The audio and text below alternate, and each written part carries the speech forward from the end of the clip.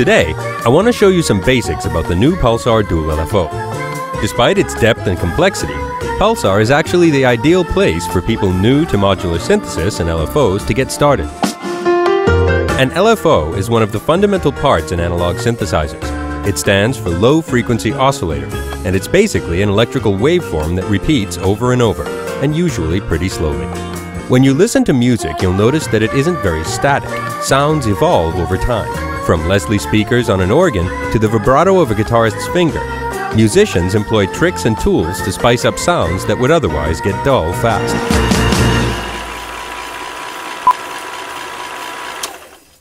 Pulsar has two LFOs, which can do some pretty complex stuff, but let's learn the most basic LFO techniques first. Here I have a simple pad on Thor.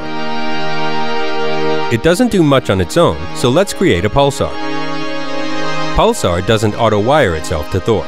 We do that ourselves by connecting a control voltage, or CV cable, from Pulsar's LFO1 output to the amp level input on Thor. Right away, you can hear Pulsar's made a big difference with a pretty extreme volume tremolo. The speed is determined by the rate knob, from slow to fast. The level knob controls how much of an impact the LFO has. For wirings like this one, you can think of the level knob like a wet-dry knob on a reverb or a delay device. It blends the LFO signal into the sound. You can also choose the shape of your LFO waveform. The picture shown will give you a pretty good indication of what waveform shape the LFO will generate. Let's put some drums underneath to give this more of a groove. You can hear the drummer has a little more swing in his beat than Pulsar's electronically perfect square wave. In order to make our pulsing pad swing with the drummer, I'll turn up the shuffle knob so our square wave gets a little funky. First, I'll exaggerate the setting so you can hear the result. For a hip-hop beat like this, I'll set it closer to 56%.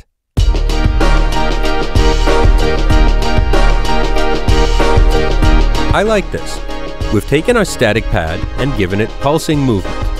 Since Pulsar has two LFOs, let's hook up LFO2 to do something else.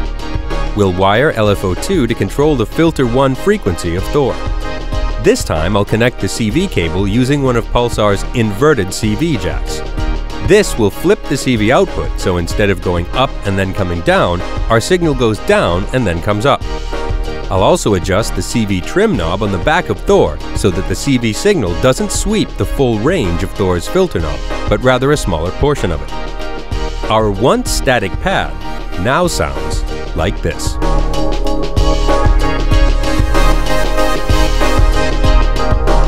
There's a lot more you can do with control voltage in Pulsar to control all sorts of things in the Reason rack. Pulsar can even be set up so LFO1 and LFO2 interact and control each other. But since this is a getting started tutorial, we'll leave it there and get on to Pulsar's other big trick: making its own synth sounds. Remember at the beginning when I said that LFO stands for Low Frequency Oscillator? Well, what would happen if we sped up that low frequency oscillation so much that it moved into frequencies above 20 Hz that we can hear as pitch? If I connect a Pulsar to a mix channel and turn off the tempo sync button so I can increase the rate well beyond the tempo of the song, you'll start to hear the result. Pretty cool, right? Okay, alright, chill.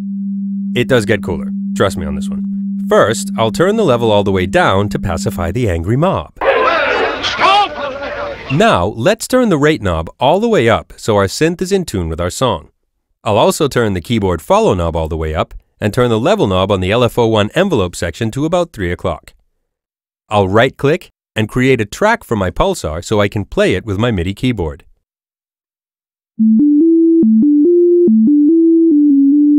And there you go. Pulsar's making its own sounds. So what is actually happening here? The envelope section is responding to key presses on my MIDI keyboard and turning up the LFO1 level each time I press a note.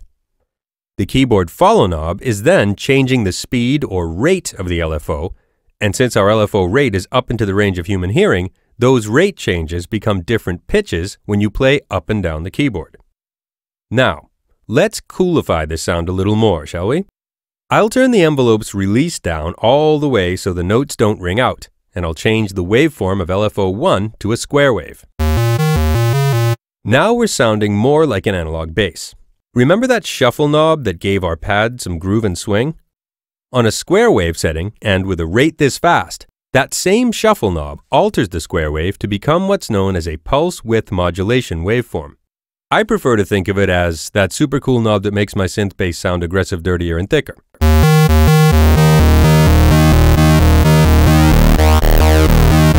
So let's put a bass line in our song.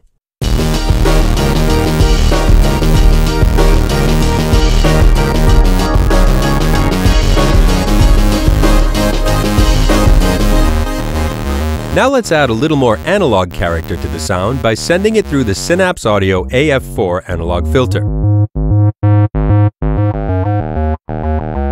Since it's not being used for my synth sound, I can even use LFO2 as a separate LFO to control the cutoff frequency and resonance on the filter. I'll keep tempo sync on and set the rate to a nice slow 4-bar long waveform. And that's it. You've just built your first analog modular synthesizer complete with a pulse width modulation oscillator, a keyboard tracking envelope generator, and a low-pass filter being modulated by a sine wave LFO. Sounds pretty complicated, right? Well, you should feel proud. Memorize that list of stuff and brag to all your friends about how smart you are. You can even print out this certificate and hang it on your wall like a doctor's office. Or show it to your mom so she stops bugging you about finishing your education. Of course, there's tons more that Pulsar can do. We're just scratching the surface here.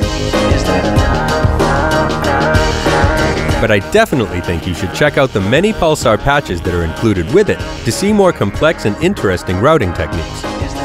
Most importantly, don't be afraid to experiment and make some great music. Good luck!